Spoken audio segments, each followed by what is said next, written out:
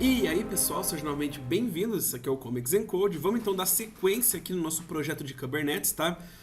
A primeira coisa que a gente vai fazer agora é criar os namespaces, tá? E criar também os deployments. Vai ser uma aula um pouquinho mais longa, né? Que a gente vai ter essa estrutura criada aqui nesse vídeo.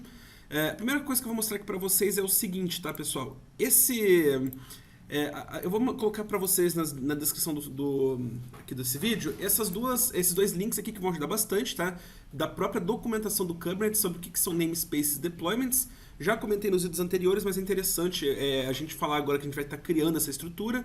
Namespace é um mecanismo para isolar grupo de recursos dentro do cluster, tá? O que isso significa? Vamos supor lá que você tem um sistema com várias APIs que tenha, sei lá, vamos colocar aqui uma questão de domínio de negócio, né? Por exemplo, você tem um time que cuida só de financeiro, um time que cuida só de e-commerce e coisas do tipo.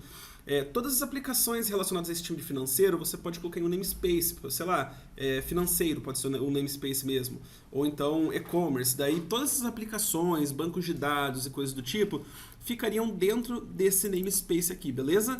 E o deployment, ele vai ser basicamente um objeto do Kubernetes que ele vai dar algumas atualizações declarativas para os nossos pods e réplica sets. O réplica set é uma estrutura que permite a gente controlar a quantidade de réplicas que está sendo executadas dos pods do sistema e conforme a gente já falou, né, o pod aí, ele vai ser a menor unidade existente aí no Kubernetes. É através dele que a gente vai estar rodando aí nossos containers, beleza? Então o que a gente vai fazer aqui? Olha, nosso projeto, vamos criar um diretório chamado Kubernetes. Dentro dele, vamos criar mais dois diretórios que vai ser namespaces. Namespaces. E também o deployment, beleza? Deployments. Pessoal, eu recomendaria vocês instalarem essa extensão chamada Kubernetes aqui mesmo, da Microsoft. Ela vai te auxiliar a criar alguns objetos dentro do Kubernetes, tá? Então, assim, você vai colocar alguns comandinhos ali, por exemplo, se você digitar deployment, ele já vai identificar que você está criando um deployment do Kubernetes e ele vai criar a estrutura básica para você. Isso te auxilia muito para não ficar escrevendo do zero, porque é um arquivo YAML de configuração enorme, cheio de informações. Então isso aqui, pelo menos, ele te dá uma estrutura inicial e te auxilia bastante, você acaba não perdendo tanto tempo. Beleza, vamos startar então o Minikube, né, que é o software que a gente vai estar utilizando para inicializar um cluster na nossa máquina. Então, caso você já tenha instalado na sua máquina, dá um Minikube Start, beleza? Ele vai começar a criar o cluster aqui então pra gente. Caso você esteja utilizando o Docker Desktop, aqui olha, na configuração dele, Kubernetes, se você dá um Enable Kubernetes, ele já cria um cluster na tua máquina. Inclusive, ele te deixa rodar a aplicação localmente sem ter que fazer port forwarding. É muito interessante, só que ele consome muita memória RAM, mas muita mesmo. Pelo menos aqui, quando eu inicializei ele, estava consumindo mais de 4 GB só para rodar ele aqui na minha máquina, porque é um negócio bem pesado, tá? Então, assim, vai por sua conta e o que você vai ter mais preferência. Eu gosto do Minikube, embora eu não consiga rodar as aplicações diretamente, eu vou ter que fazer um port forwarding, mas a gente consegue fazer isso tranquilamente. Ele pode ver aqui, olha, ele criou um cluster com um namespace default, tá? Vamos colocar aqui, olha, kubectl get namespaces. Ó, você pode ver que ele tem esses 4 criados aqui. 93 dias, que foi desde quando eu instalei o Minikube na minha máquina e coisa do tipo, tá? Beleza? E agora vamos criar nosso namespace então. A gente está trabalhando aqui com a nossa API de storage, né? Tudo isso aqui é relacionado ao storage. Então, vamos criar aqui, olha, o storage ns.yaml, beleza? Beleza, aqui o que a gente vai ter na estrutura inicial do... Deixa eu ver se está escrito isso correto, storage-ns, é isso aí mesmo. Vamos colocar o seguinte, a primeira declaração que a gente vai colocar é o API version, tá? Que isso aqui é uma estrutura básica. Vocês vão ver que tem 3 informações que são básicas aqui em todos os objetos do Kubernetes, que é o API version, o kind e o metadata. Aqui então vai ser V1, tá? Esse é API version. Aqui em kind é o tipo do objeto que a gente está especificando, no caso é um tipo namespace, beleza? E por fim, o metadata. Vocês podem ver que ele já até vai dar um autocomplete. A hora que eu coloquei o kind, ó, você viu que ficou esquisito aqui em cima? Quer dizer que eles já identificaram através daquela biblioteca que eu tenho, ele já identificou que é um objeto do Kubernetes do tipo namespace. Então aqui em metadata, olha, ele já vai criar para mim a propriedade. Ela vai ter uma propriedade chamada name. O name, então, vai se chamar storage-ns, beleza? Tudo que a gente for fazer agora, a gente vai especificar que pertence a esse namespace aqui. Vamos criar esse cara aqui, então? É muito simples, ó. Eu vou vir aqui no diretório do projeto que eu estou rodando, tá? que eu criei esses dois diretórios. Eu vou abrir um terminal, um outro terminal, tá? Eu vou colocar aqui então, olha, kubectl apply -f. Daí eu vou especificar o diretório. Você pode especificar também o nome do arquivo, tá? Olha, o namespace barra o nome do arquivo, mas só especificando o diretório, ele já pega. E se tiver mais arquivos ali, ele vai criar todos desse diretório, beleza? No nosso caso só tem esse cara aqui. Então, beleza, olha, namespace storage.ns que foi criado, kubectl get namespaces. Você pode ver que o nosso foi criado aqui há 8 segundos, ó. Muito interessante. O que a gente vai fazer agora, tá? Agora a gente vai começar com a criação aí dos nossos deployments, beleza? Vamos criar aqui então o storage API deployment .yaml. Vamos seguir o padrão que a gente estava... vamos colocar o nome do objeto inteiro para ficar mais fácil de visualizar, tá? Então, o que a gente vai fazer aqui, olha? Deixa eu só mudar o nome desse objeto aqui para namespace. Beleza? E aqui a gente já tem o Storage API Deployment. A gente vai primeiro começar com o deploy da nossa API de storage. Eu vou digitar aqui deployment, você pode ver que ele já deu um autocomplete aqui. É daquela biblioteca que eu falei para vocês, aquela extensão. Cliquei aqui, olha, ele já criou bastante coisa pra gente. Isso vai auxiliar muito aqui pra gente, beleza? O que eu vou fazer aqui no metadata? Eu vou colocar então qual que é o nome desse objeto aqui nosso, então vai ser o Storage API. Eu vou colocar só como DP, tá? De deployment. Aqui eu vou adicionar mais uma propriedade, que é o namespace, tá? Qual que é o namespace que eu quero? É o storage.ns. O que significa isso? Que eu estou falando que quando eu criar esse deployment e todos os pods dentro dele, ele vai estar associado a esse namespace aqui, tá? Que é o do nosso storage.ns. Agora aqui a gente tem spec, que é a parte de especificações. Toda essa configuração, pessoal, vocês podem ver aqui na documentação de deployments. Tem tudo isso aqui especificado pra gente, eles explicam certinho o que é cada uma dessas coisas, tá? É bem completinha essa documentação, embora ela esteja em inglês, eu acho que você consegue mudar o idioma ou colocar em português, eu acho que não tem português aqui. Mas se você traduzir, vai ser bem tranquilo também de visualizar isso aqui. O selector, o que vai ser o selector, tá, pessoal? O selector é o cara que vai ser o responsável por definir uma label para que sempre que a gente queira referenciar alguma coisa ao nosso deployment, para que ele seja encontrado através de uma label. Vai ser como se fosse o ID disso que a gente está rodando. No nosso caso aqui, então, vai ser só Storage API. Tudo que a gente quiser conectar com o nosso deployment, por exemplo, nosso service.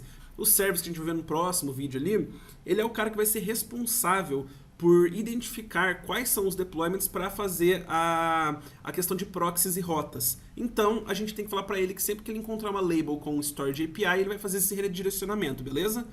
E vai ser a mesma coisa aqui agora. Olha, você pode ver que dentro a gente já fez a parte selector, né?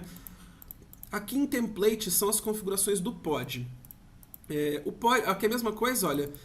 Labels, a gente vai ter dentro de labels, a gente vai ter o metadata dele. Vamos colocar o name, né? O name, então, dele vai ser Storage API. Só que aqui eu vou colocar como pod, tá? Que vai ser o nome desse pod. Daí ele vai ter, tipo assim, como a gente vai definir algumas réplicas, esse pod aqui vai ficar barra alguma coisinha aqui, tá? Que vai ser um ID para identificar esse pod. Mas, no geral, a gente quer que ele tenha essa nomenclatura aqui. Na label aqui vai ser Storage API também, beleza? Pra gente identificar esse cara aqui. Por fim, dentro do pod, a gente também tem uma especificação. Vocês podem ver que é possível criar um objeto de pod separado. Quando você cria ele separado, você tem esse spec também e tal, só que daí isso aqui fica numa estrutura fora.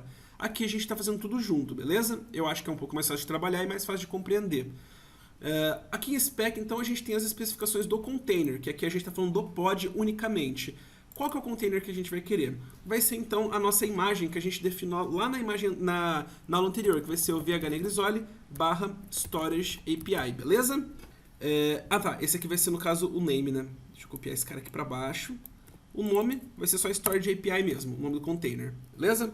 Aqui, então, a imagem. Recursos. Eu vou manter os recursos exatamente como ele colocou aqui. Não é uma aplicação nossa que a gente vai ter que ficar definindo muita coisa e coisa do tipo.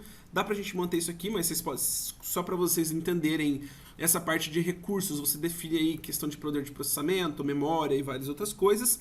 E aqui em ports, a porta do container que a gente está executando. A gente viu aqui, olha, que nossa Storage API, a gente colocou a porta 8081, tá? Então vamos manter essa porta aqui, 8081. Isso aqui vai ser executado internamente no cluster, beleza? A gente não vai conseguir acessar diretamente essa porta 8081. E também a gente vai ter uma propriedade aqui, olha, que são as variáveis de ambiente, tá? Que a gente não vai definir agora, a gente vai definir um pouquinho mais para frente. Mas quais são as variáveis de ambiente que a gente vai ter nessa aplicação? A gente tem o port e a gente tem o MongoDB URL. São essas duas que a gente vai ter, beleza? Mas a gente não vai definir esse cara agora, que a gente vai esperar para definir a nossa service e o nosso config map para adicionar as variáveis de ambiente aqui dentro, beleza? Então, olha, o StoreDNS está definido, beleza? É bem simples. Vamos agora para a nossa aplicação do Gateway, tá? Vamos colocar aqui então, olha. Gateway API Deployment. Eu só copiei e colei porque aqui vai ser muito parecido. A gente só vai mudar para Gateway, beleza? Gateway API DP. Vai ficar como StoreDNS também. Aqui, olha, vai ser o Storage API, vai ser Gateway API. Aqui vai ser Gateway API Pod. A gente só vai mudar tudo que for Storage para Gateway. E a gente vai mudar aqui a nossa porta. Qual que é a aplicação Gateway nossa? Lembra aqui, olha, vamos abrir ela aqui. A gente pediu para rodar na porta 8080. Então, aqui no nosso Gateway API Deployment, vamos colocar na porta 8080, beleza? Com isso, então, pessoal, a gente já tem criado o nosso Gateway e já tem criado o nosso Deployment. O que vai faltar aqui para a gente agora é definir o nosso banco de dados, né? Que vai ser o nosso Storage DB.